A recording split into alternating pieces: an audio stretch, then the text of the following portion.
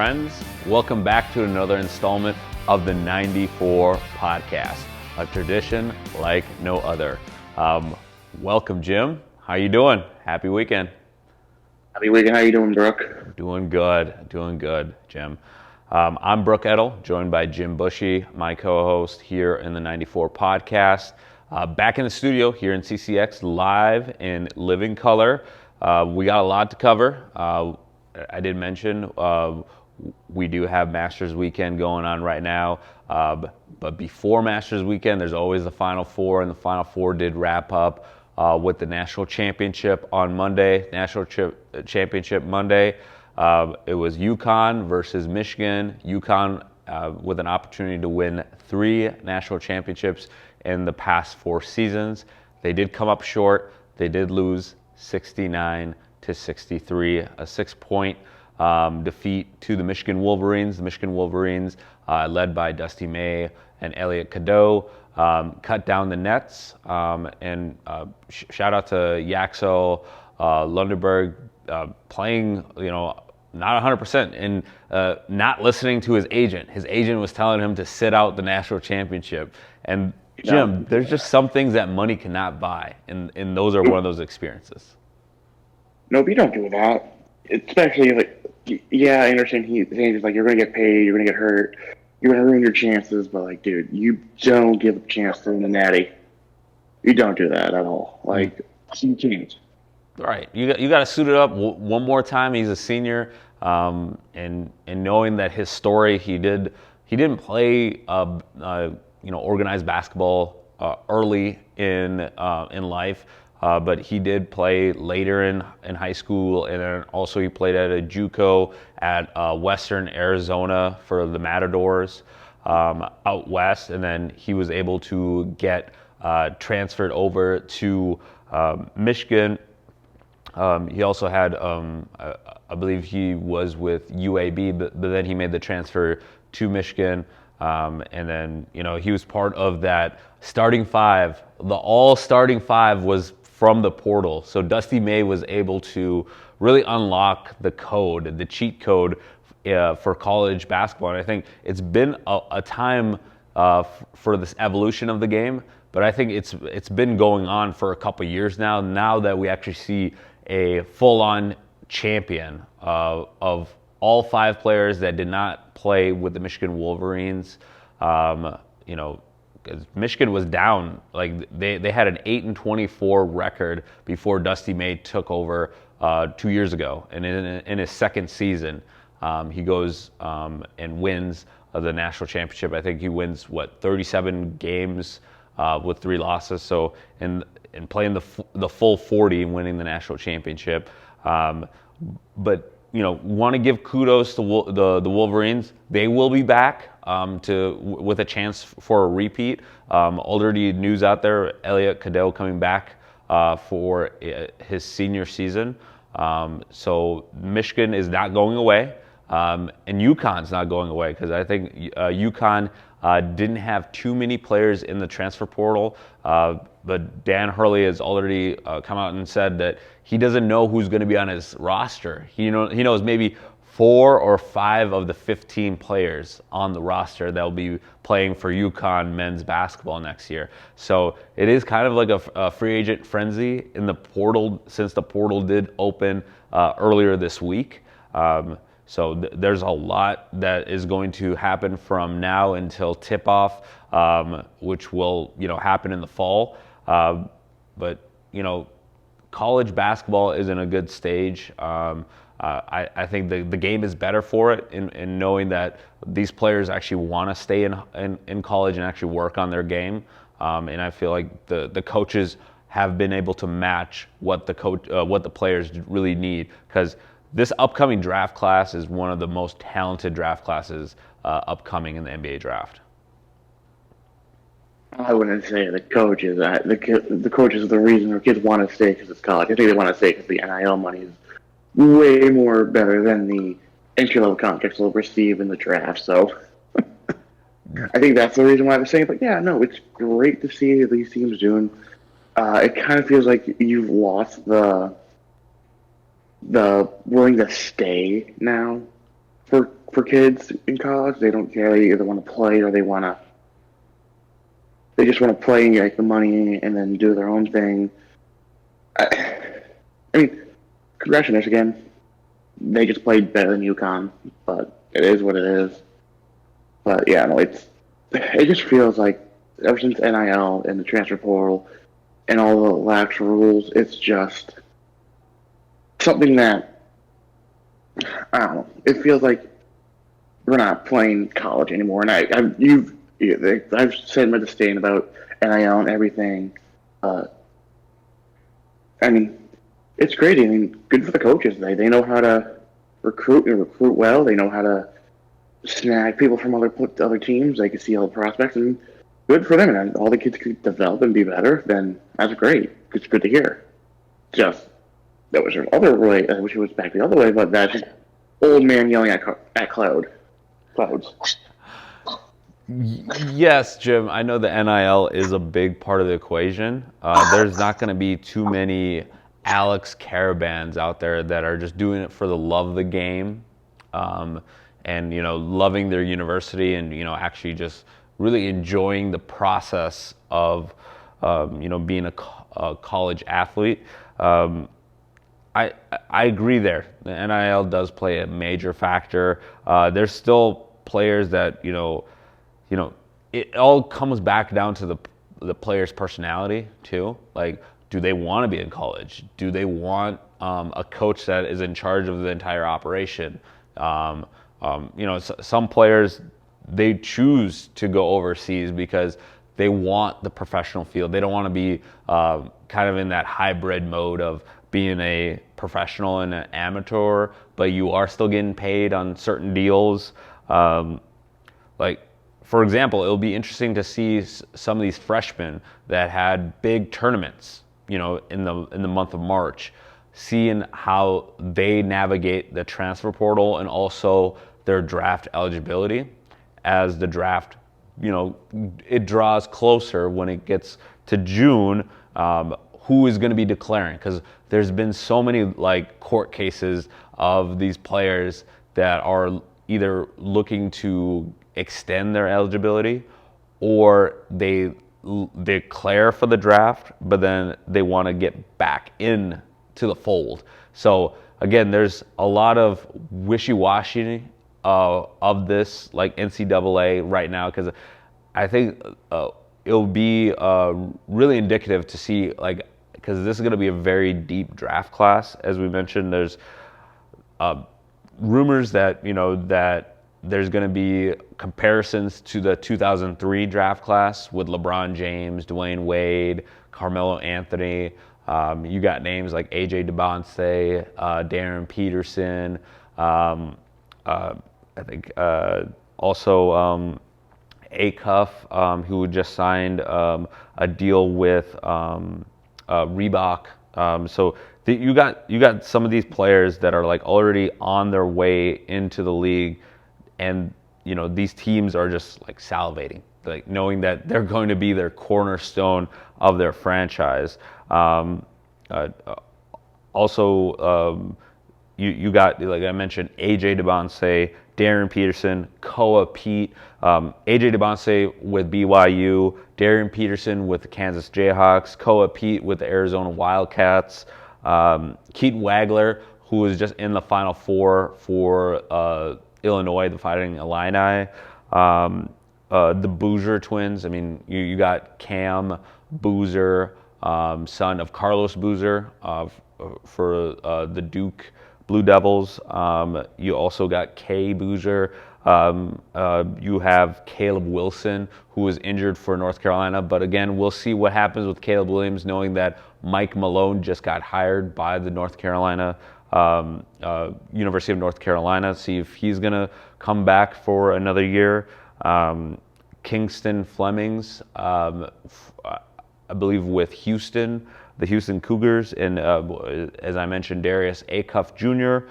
With Arkansas, with Coach Calipari, and Mikael Brown Jr. So there's this draft class is for sure, bar for bar, I think player for player is going to compete with that 03 draft class.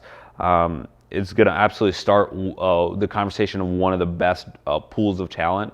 And it comes back down to this, Jim, is a guy like Braylon Mullins with the University of UConn, freshman, out of Greenfield, Indiana, got to play in the Final Four, just a couple shots away from winning a national championship himself with UConn. If he goes into the draft class, he could end up being like a number 14, 14th pick in that draft class. He's probably going to make more money if he stays at UConn with that NIL, like with the deals that he's going to be lined up for. I've already seen him Final Four weekend. He was doing commercials for Invesco, QQQ. Like he's getting these deals, and also he's a household name at this point with the notoriety of the college of UConn and the college program there. So that'll be interesting to see how some of these underclassmen kind of navigate the rest of the off season for college. Other things that we want to talk about. I know that the NFL draft is coming up April 23rd. That will be in Pittsburgh. Did we kind of mention this as well? Pittsburgh is going to be shutting down their entire school system during the NFL draft, which is like, hey, everybody stop. The NFL's in town. Well, I mean, it happened here in Green Bay. Like they literally moved all the schedules. They actually started a week earlier for schools here in Green Bay to go around the draft because it's such a big deal, and it takes a lot of resources. It takes a lot of planning. It takes a lot of everything. You were here last year. You saw how busy everything was, and they need to prep everything. They need to make sure everything is going good, and they need to make sure that there's safety. I think that's a smart thing to do to move off for a week, but I think it's a good idea that they close down. I think plus the kids, they get a chance to go to a draft. Some of them weren't even alive the last time it was in Pittsburgh, or if it ever was in Pittsburgh. I'm not sure. I don't think it's ever been in Pittsburgh. It might have been in Detroit. That's probably like the closest that it was to Pittsburgh. I know it was in Cleveland, so if it's hopped around. It was in Kansas City for a year. But the NFL draft has gotten bigger. Like I know the last year, like I was in Green Bay with you. I know you're obviously there. But when I was visiting you in Green Bay for the draft, it was such a big draw, and you could just feel the buzz just around, the excitement in the city, in the town. Like I feel like Green Bay turned into a city. It was no longer small town USA. It turned into like a bigger city at that moment, just because of the buzz and just it was ongoing, the activity, the hype. I know Cam Ward was the face of that draft because he went number 1 overall for the Tennessee Titans. Fernando Mendoza, more likely going to be the face of this draft, being the top quarterback, and knowing that the quarterback position is the most important in football, and knowing that he's one of the main household names so far in this draft class. He's not going to be attending. He's not going to be attending the draft class, like the actual draft. And I think it does come back to like family and knowing that his mom has MS, and it's not going to be as accessible. And I know that Fernando Mendoza is family first, and faith, family, and football for him. And I think that makes sense for him not to attend. I know the NFL with Roger Goodell, they want to have that moment. They want to have the hat, the jersey, the full exchange of the face, the new face of the NFL transcending into the professional level. The NFL won't get their wish with their guy being the number 1 pick. So knowing that Fernando Mendoza will not be in Pittsburgh, does that change anything for you, Jim? Like, what's your outlook with Fernando Mendoza not attending? Dude, you're the number 1 pick in the draft. You are projected number 1. You are projected to be the best of the best, and you're not going to be there. That just says, fuck you. That says F you to me. That screams F you to me. I mean, like, I don't respect you enough to come to the draft to make sure I could be there. I'm going to be there. I'm gonna do it on my terms when I play against you. But the draft, it means nothing. Like, you gotta be kidding me, dude. Like, you're the number one overall pick, and you're gonna pull this. It just screams at you. It's a strong message. It is a strong message to the NFL just from the get-go, like, hey, I'm not going to play by the rules. And maybe that does fit his MO, being a Las Vegas Raider. The Las Vegas Raiders are kind of the alternative to the NFL. They've always been seen as the outcasts of the NFL. You want to protect the shield, and I'm sure the NFL is going to try to virtualize this as much as possible, so Mendoza can at least have a moment with could Roger Goodell. Maybe Roger Goodell attends his first game, and I think that might be what the NFL might do, where Roger Goodell will be at Fernando Mendoza's first career game, just so the NFL can have their cameras on Goodell Simple. They're going to do it and Mendoza. No, they're going to start doing what the NHL draft does. Everything's going to be virtual. There's going to be no heart. There's going to be no soul. It's just going to be at one place. No fans. Oh, the fans can be there, but no G. Like they're all going to be back at their training facility. I don't know. I just don't if they continue this way and they make them go virtually. It's just I understand if you're a second, third, fourth, fifth, sixth, or seventh round pick, or maybe in a second, but you're there. And you're supposed to go number one. The fans want to see you. They want you in town. They want you in that green room. They want to see everyone's reaction. Even though everyone knows what it's going to be, they want to see it. And by not showing up, it's a big middle finger. And I don't think that they can. I just think it's a bad look for the NFL. And I think it's a bad look at Mendoza, just because you have to, or you are now representing a NFL organization, and if you're too big to even show up to be drafted and you're going to do it virtually, that just sends a message of to me, it sends a message of I'm being above the team. It's me, myself, and I, and no one else. Right. And I think with Las Vegas picking number one, and I don't see them moving down. I think the pick is more likely going to be in already before the clock even starts, that Mendoza is going to be consensus number one overall. You got the New York Jets at number two. They're probably going to take an athlete. I don't think there's a deep enough quarterback class where there's an obvious number two quarterback. We may see Ty Simpson, but again, that's a maybe. We maybe see him go in the first round, but maybe late first round. Where we could potentially see, let's just say the draft for the New York Jets. We could possibly see the New York Jets take a quarterback, maybe in they do have the second round number one pick. So whoever slips out of the first round, they also have the 16th pick in the first round. So you may see a quarterback being taken there. That's where I could ideally see Ty Simpson going if he is a first round pick. It would be maybe with the Jets. But there's also project quarterbacks out there that Aaron Glenn could definitely select. I think there's some project quarterbacks that the Jets might select, knowing that, hey, maybe in a year or two we could have this guy up to speed, and if we work on this defense, it'll just make sense for us to go get a veteran, go sign a veteran, or go trade for a veteran. I mean, they do have.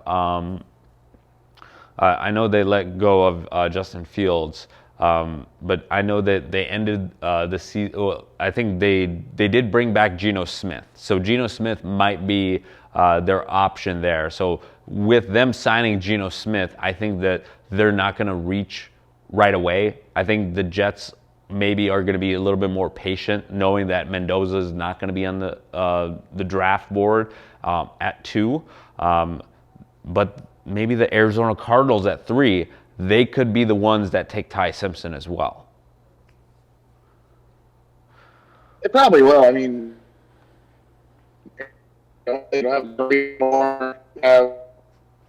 You fill that gap, and I think they're just at a point where, like, you have third year now.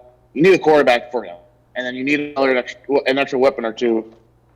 And it's just, I don't know. I think they take Ty Simpson, that he's not going to drop to the second round.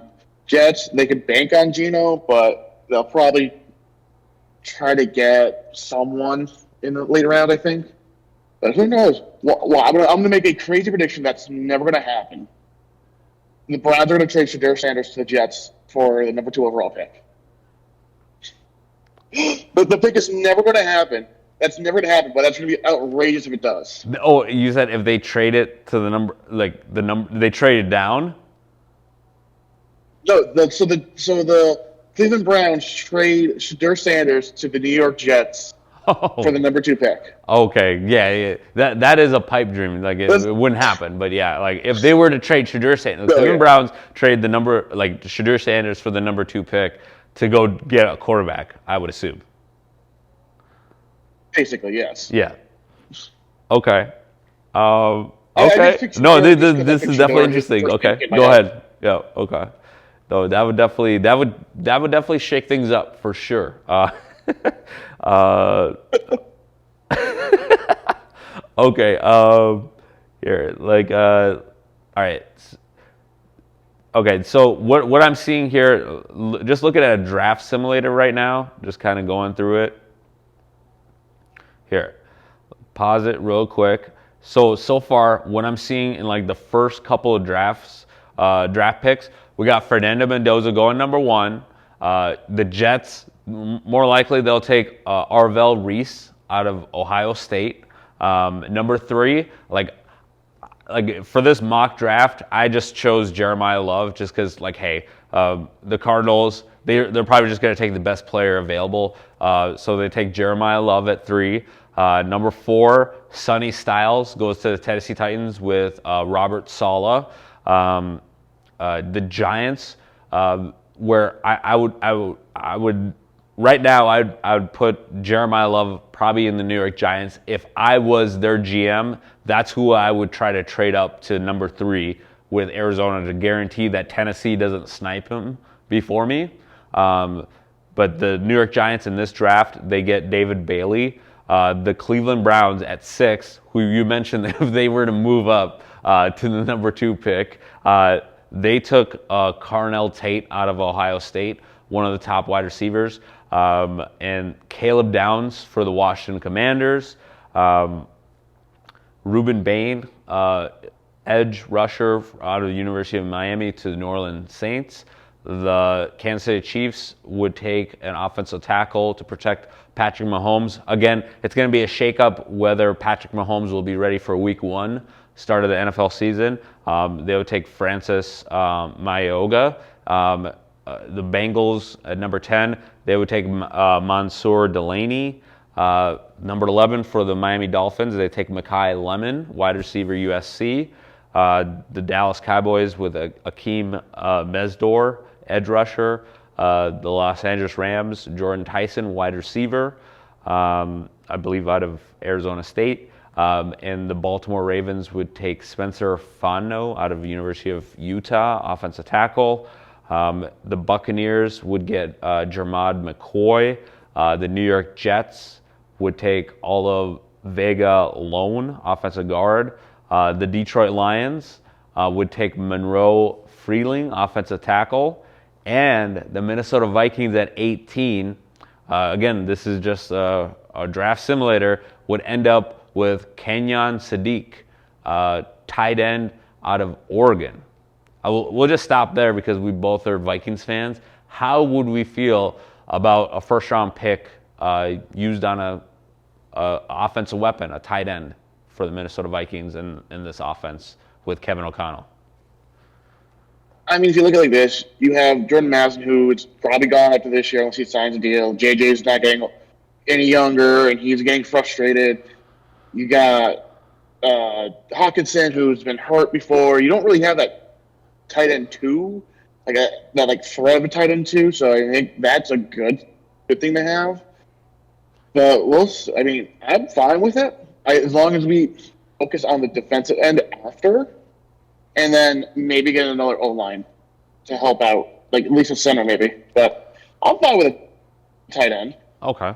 Yeah, I think that's a consensus for a lot of fans just looking at how last season ended. You definitely need some help on the back end with the defense, but it doesn't hurt to always add weapons, knowing that TJ Hawkinson is probably 1 foot out the door, even though he did sign a team-friendly contract to stay on the roster.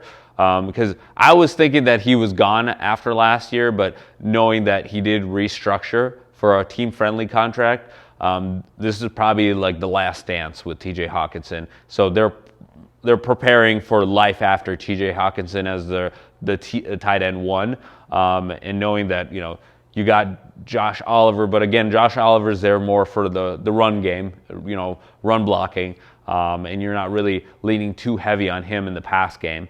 I like the pick. I'm not against it. I know that there's players that are available right after him, like I know Emmanuel McNeil-Warren as a safety.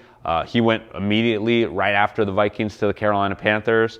Then Blake Miller, offensive tackle. Omar Cooper, who played with Omar Cooper Jr., who I believe played with Fernando Mendoza at Indiana, and he had that Heisman moment catch against Penn State in those last couple seconds. So again, you got talent there, and you got Caleb Lemieux going to the Los Angeles Chargers. Philadelphia Eagles get Caden Proctor, offensive tackle, and the Cleveland Browns, Jim. The Cleveland Browns keep it interesting. They go with Ty Simpson at 24. This is the draft simulator though. But just imagine that. You got Ty Simpson and Shadur Sanders duking it out in the training camp now. That's no. Why would they? They also have Dylan Gabriel. Can't forget about him. Yeah, they got Dylan Gabriel too. Yeah. Why? Just why? Yeah. Like that's, no. Yeah, exactly. Why? I think that would just be like the ultimate why for the Cleveland Browns. And Todd Monken would probably just lose all the hair on the top of his skull if this happens. And if this happens with Andrew Berry or AB with the Cleveland Browns, if he makes this decision, I think the Browns are doomed for another awful season, because you cannot go quarterback after you just went quarterback last year and you weren't able to figure it out, and you still got to figure out the situation with Deshaun Watson as well. The Bears, they take Cassius Howell, edge rusher. Bills get C.J. Allen, linebacker. Coach's favorite team, the San Francisco 49ers, they get Keldrick Folk, another edge rusher for the 49ers. Dylan Thieneman, safety for the Houston Texans. Houston Texans, they got a tough defense, and they add some help there in the secondary. And then the Kansas City Chiefs, they get a defensive tackle. So let's just finish out the rest of this draft in the first round. The Dolphins, okay.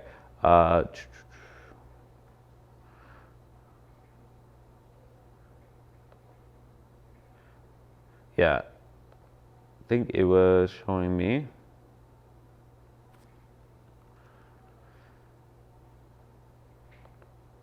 Here, let's go down to the last picks here.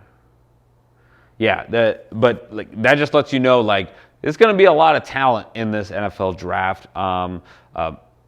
Whoever the Patriots end up with in the offseason will be talked about, but I think what is being talked about with the New England Patriots right now is their head coach, and for all the wrong reasons.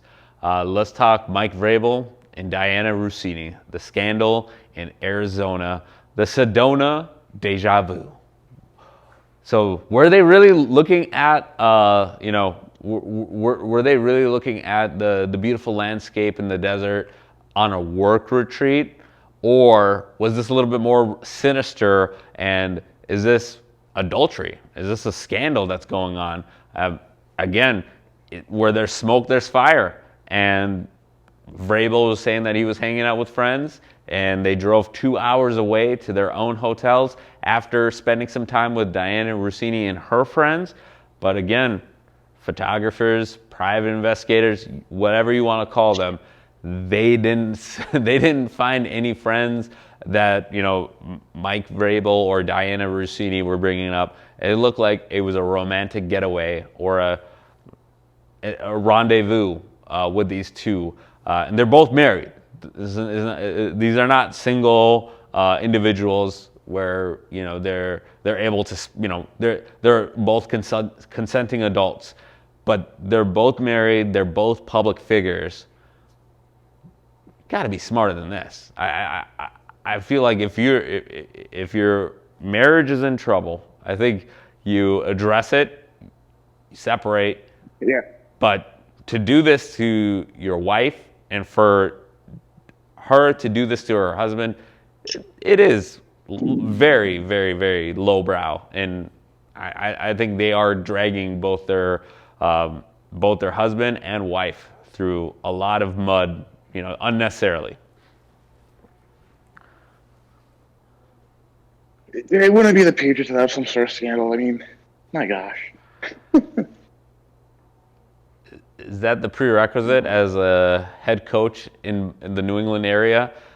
We've seen this with Bill Belichick. Obviously, he's at North Carolina now, but he also kind of had, he's dating, young girlfriend, age difference, and then also Ime Udoka with the Boston Celtics.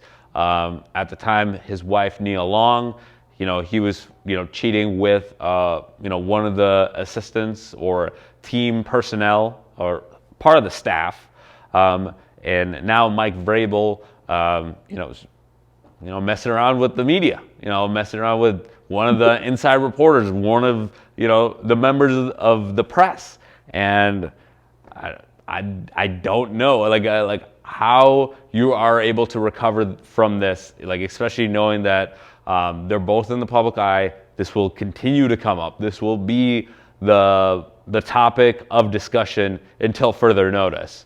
And I'm sure for the New England Patriots, Robert Kraft and the rest of that ownership group, they cannot wait for the NFL draft to start so they could talk about something else. And knowing that they got rid of Stephon Diggs, now they have another distraction in their head coach. And we know that he's not going anywhere because he was just in the Super Bowl coaching Drake May. But being Drake May and you're seeing this from your head coach, you're just like, seriously? I thought we were like getting away from like the distractions. You're obviously sending a message to the team if you're letting Stephon Diggs go that, hey, we're trying to clean up the act here.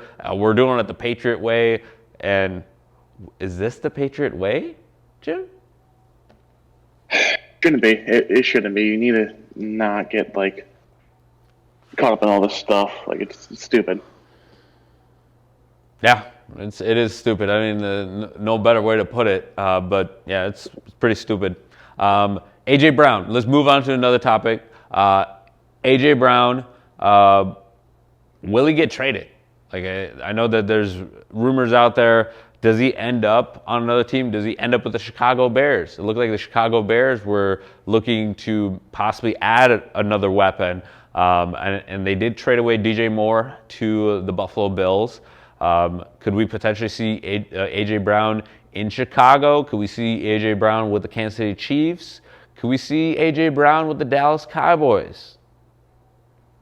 Or could we see AJ Brown, move somewhere else? Yeah. Question is, what's their cap situation look like? Is are they able to hold on to him? Do they need to move on to him? What's his role going to be? Does he not want to be there? So, I mean, probably does move on with the Wicks trade accusation. So I think he moves on. I can't tell you where. I wouldn't put it past the Bears trying to pick him up, but I don't know. Maybe Chicago. I mean, Kansas City, because they kind of need a weapon. Because there are a lot of people leaving there. Kelsey has another 3 years, but who knows how long he'll actually play for. I don't know. He could go to the Browns. Oh my God, the Chiefs. But I don't know. He could go anywhere. Yeah, because with the Chiefs, you got Travis Kelce more likely in his swan song, his final year with the Chiefs. You got Rashee Rice. Again, needs to stay out of any kind of legal problems, similar to like a Jordan Addison, where you just don't know if this guy is going to be available or is going to be suspended for the upcoming season.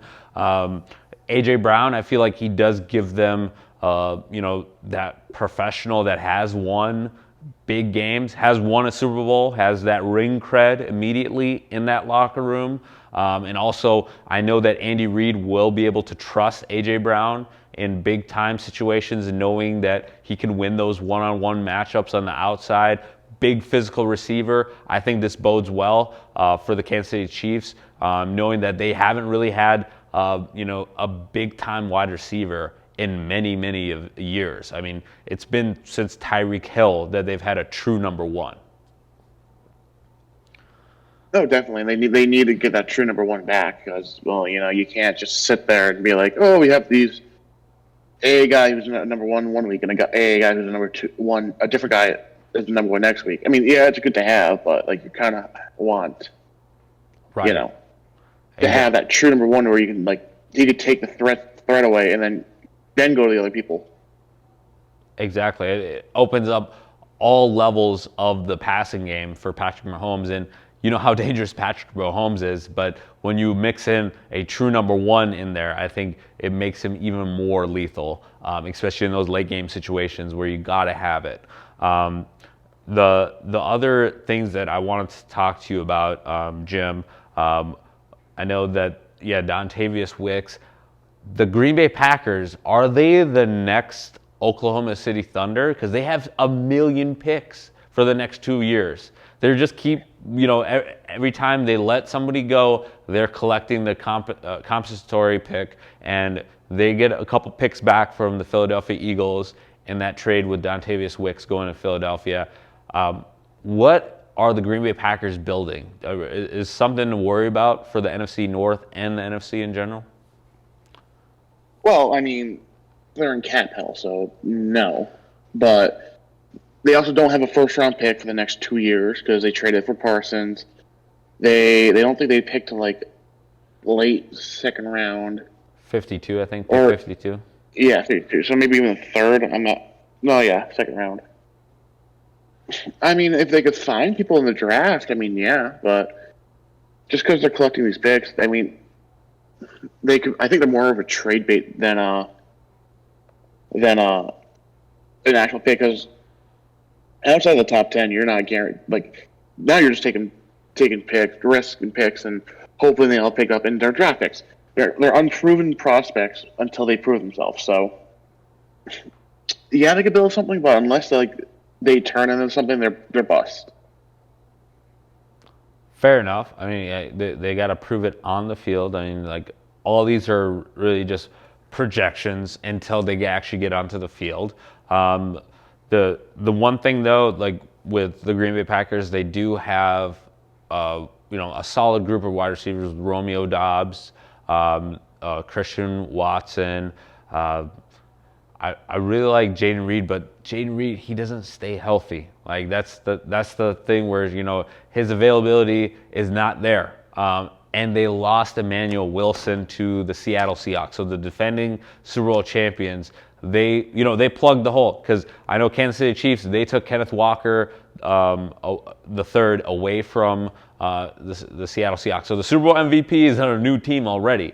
But the Seahawks didn't just wait around till the draft to replace their guy. They went out and they got Emmanuel Wilson, who ran really hard for the Green Bay Packers last year and was a serviceable backup. And we know this as Vikings fans because he was able to run very freely against the Vikings last season in the first of two matchups between the Packers and the Vikings. But Emmanuel Wilson leaving the Green Bay Packers, what does that do to the rushing attack? I mean, how is this rushing attack going to look like with Josh Jacobs? I mean, you still have Josh Jacobs, but they still need that number 2 guy to take the rushes when he's not able to go, or if he gets hurt, you need someone. So I wouldn't be surprised if they pick someone up from free agency, or maybe trade like a 3rd-round pick for a backup running back. But it's gonna be interesting to see the dynamic of everything. Absolutely, and knowing that the Vikings are looking to really solidify their rushing attack, and seeing what's going on with the Bears. The Bears are getting stronger, I feel like, with their moves. They went out and they got a center right in the free agency, so they didn't waste any time being able to replace their offensive line. And knowing the Detroit Lions are looking to get stronger, they went out and they got Isaiah Pacheco. Again, another guy that has won, meaningful games in the playoffs, won some Super Bowls, and also, you're leaving an Andy Reid locker room, and I think it would be all foolish to think like, hey, this guy is going to bring something from that locker room into Detroit. So I think Detroit's going to be a tough team coming up. So the entire NFC North, just watching how the offseason is going so far, I really like where the Vikings are, but also I'm paying attention to what every team in the NFC North is doing, because I feel like not a lot of these teams are getting worse. I think a lot of these teams are getting tougher as we get closer to the season. I know the NFL is weeks away from the start of the draft and all that, but let's talk about what's heating up right now, and that's the NHL playoff race and also the NBA playoff race. Let's start with the NHL. The Minnesota Wild, they are more likely they're going to face off against the Dallas Stars, and they had a great matchup on Thursday. I think it did kind of end in some fisticuffs with Quid Hughes getting tangled up with one of the Dallas Stars at the end. Give me 7 with the Wild versus Stars. I think that would be great. That's gonna be great, and I can't wait for playoffs to start. I really don't like the way it's set up, but that's a topic for another day. But yeah, that's gonna be a great series. It's gonna go 7. I think anything out of the West is a good chance of going 7. I mean, you got Colorado. They're going to be good. They're going to be good. Yeah. Colorado. Did they win the Central? Pacific. I think did they clinch? Central, yeah. Yeah. Okay. Yep, they clinched the Central and the President.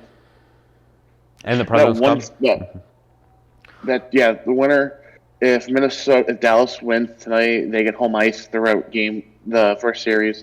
That's going to be a fun one to watch.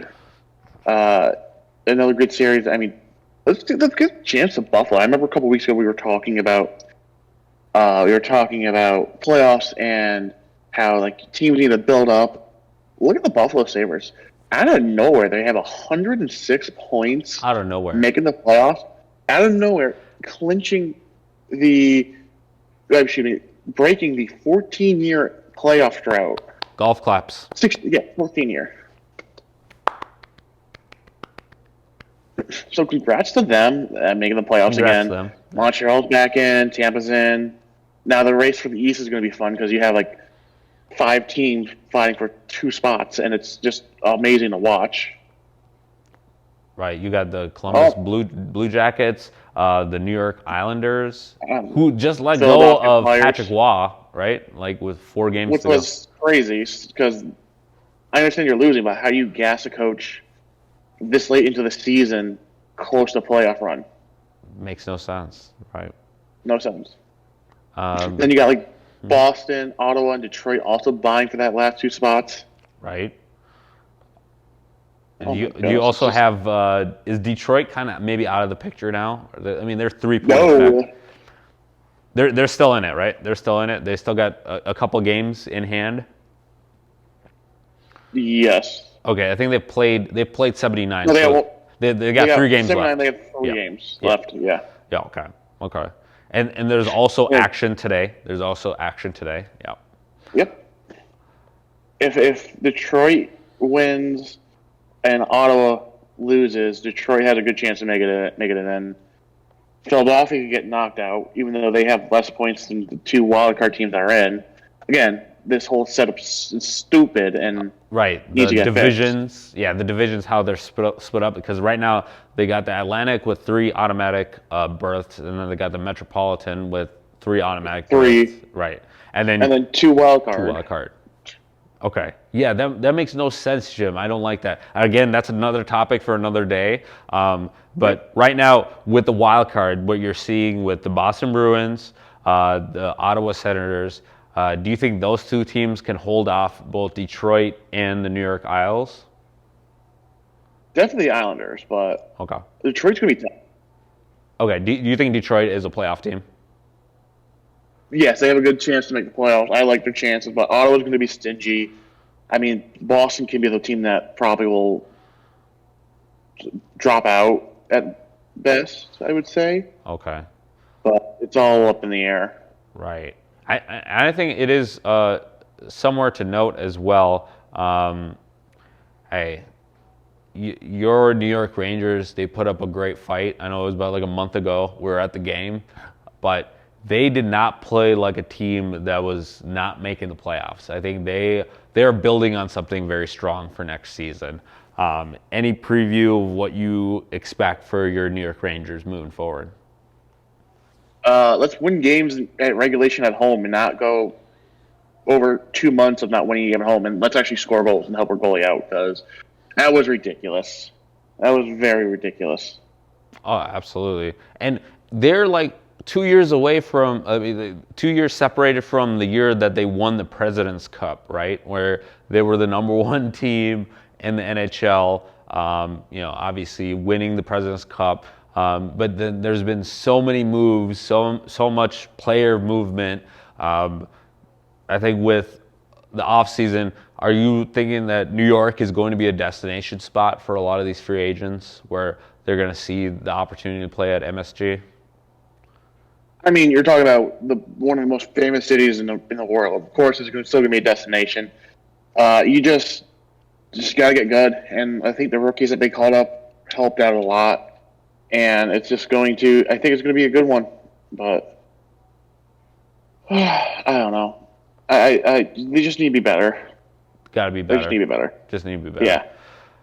And guess, are you going to be pulling for the Minnesota Wild? I think that's going to be the next team that you're going to be watching in the playoffs. Or who's your team that you're going to be watching? Who's your bandwagon team? I could definitely say Minnesota. I like their team. I like it a lot. So I'm going to choose them for the West. But it's going to be tough because you got Edmonton, Vegas, and Colorado, and Dallas are going to be good.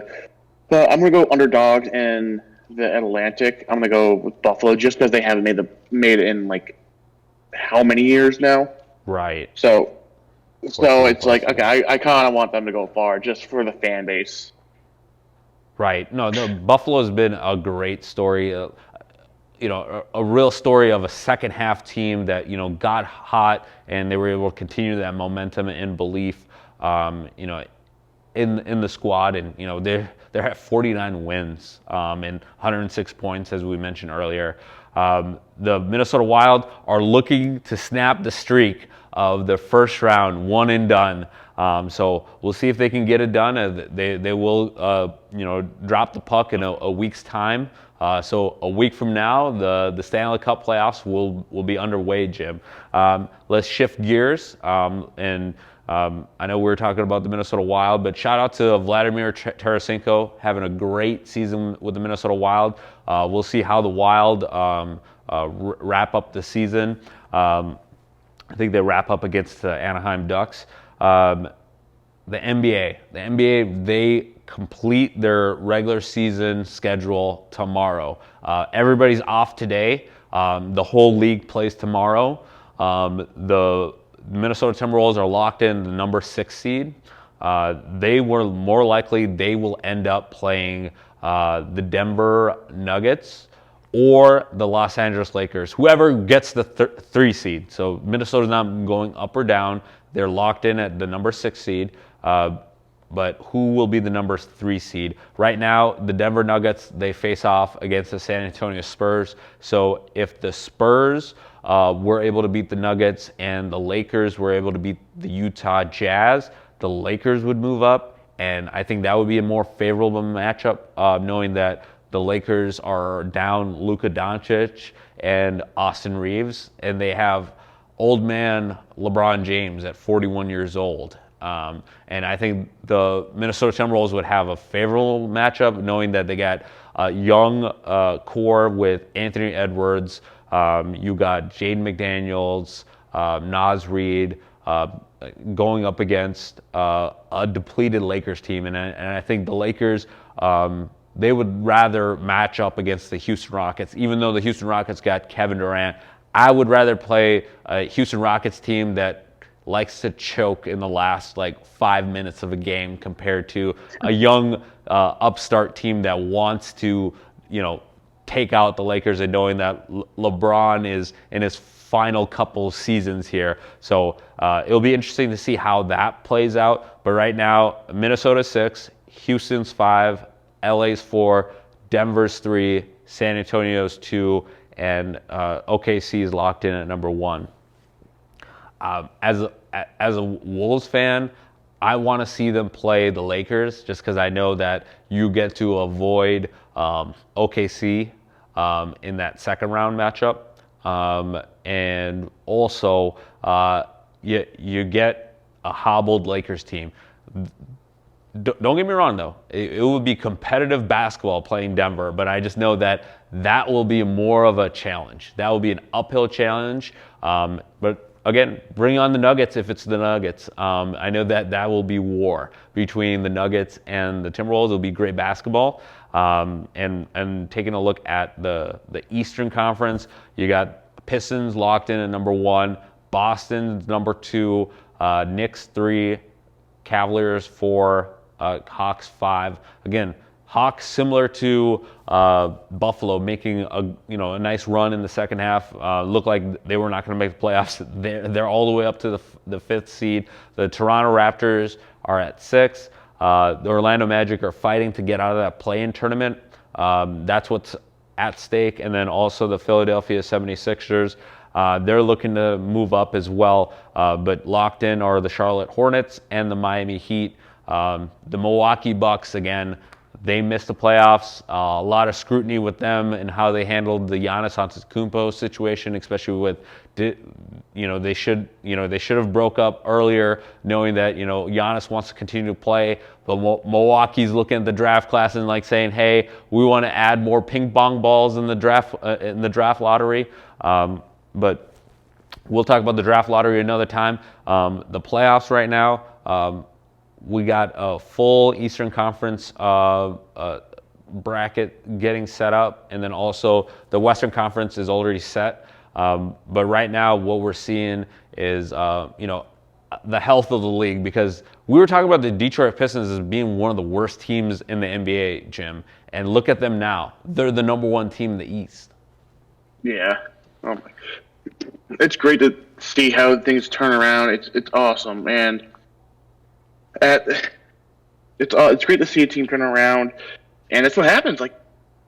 And they feel great for their fans. They were able to weather the storm, weather everything, and now they get to go with their team and be excited. And yeah, it's great for them, and it's awesome to hear. It really is. Absolutely, absolutely. All right, we got about like 5 minutes to go here. Before we wrap up, let's just talk about the Big Ten dominance real quick. The Big Ten dominance in collegiate sports. The women's basketball national champion was the UCLA Bruins. Congratulations to them. Shout out to Gabrielle Jaquez. She's a two-sport athlete. She plays both basketball, so she was a national championship in basketball, and she plays softball. That's amazing. And also the WNBA draft is coming up. Men's basketball, they just won Michigan Wolverines. Congratulations to Michigan. Men's football, and this was the dark horse that we talked about in the 94 podcast before anybody thought it was cool, the Indiana Hoosiers. They are the champs in men's football. Men's wrestling, Penn State Nittany Lions, they were the national champions there. Women's hockey, the Wisconsin Badgers. Congratulations to the Wisconsin Badgers ladies winning the hockey national championship. And it comes down to tonight, Wisconsin versus Denver in Las Vegas in the Frozen Four final. Wisconsin versus Denver. Can Wisconsin clean the sweep for 2026 for major sports for the Big Ten? No, because Denver is just that good. I mean, they need to play like no mistakes. They can't make any mistakes. And Denver's like just one of those teams that like you can't give any mistakes to, and it's just either they got to play the best game of their life, and if they don't, they're screwed. Right. They got to play the best 60 minutes of their lives to secure a national championship. But yeah, I'm going Denver Pioneers too. Gotta stay strong with the NCHC. Go St. Cloud. Go Huskies always. But okay, final notes here as we're winding down. Remember this guy? The batting stance? Oh my gosh, Ichiro, yes. Yeah, Ichiro. He just had a statue go up, and this is the fastest I've seen a statue be broken. Like, right when they unveiled it, the confetti hadn't even touched the ground yet, Jim. The bat. It just breaks. Maybe. Oh my gosh. Ken Griffey Jr. was there too, so like all these Mariner legends, and Ichiro was just pointing up and was like, "What's that?" I mean, this is nothing new. They had the Allen Iverson like mini-me statue. They made Allen Iverson like super tiny statue. They had the Dwayne Wade statue, who looks nothing like Dwayne Wade.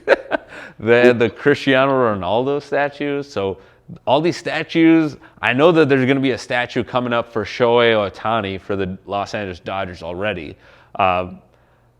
What's up with these statues, and why are they going so wrong? I don't know. I mean, maybe it's the material they're using. Maybe it's just, I don't know. They just need to have better quality of the stuff, because it's right. It's stupid. It's like you're immortalizing one of the best players to play for your organization. You can't get it right. That's a problem. Yeah. Absolutely. It comes back to ownership. I know the Minnesota Twins, Tom Pohlad, he was recently approached at the end of a Twins game with a woman with a hat that read, "Sell the team." And he directly said to this woman, "You're classless." And obviously she was upset because her 13-year-old son was there, and she asked him, like, "Hey, how would you like it if I called you classless?" And that was kind of the tit for tat going back and forth.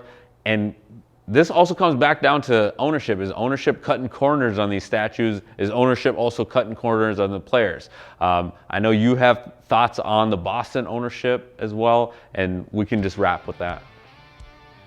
They need to sell the team because they're terrible, and the owners are doing nothing to help. Simple and easy. Simple and easy. Sell the team. If you don't want to invest, sell the team. Until next time, here in the 94 podcast, we'll see you at the TO